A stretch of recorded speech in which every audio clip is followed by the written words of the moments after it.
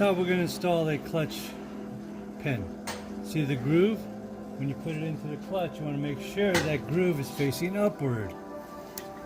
And then you want to push it about 50 times to make sure that you see, and you also want to make sure you see that little groove in the clutch pin. If you do not, then wrong, and you have to adjust it. Okay, second,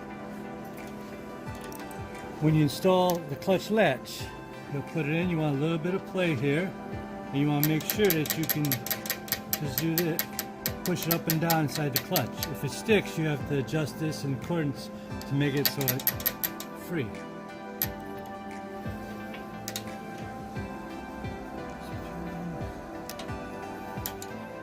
Now, to adjust your clutch latch, you loosen the screw right here on the side, and then the screw right here is the adjustment. You want to adjust this accordingly. You'll see it go up and down, and you want to go up so you see a little bit of light in between the clutch latch and the clutch. After you have that, then you may lock this down and put your pulley hub and the flywheel on and the collar, and you'll be ready to start machining. Now you start.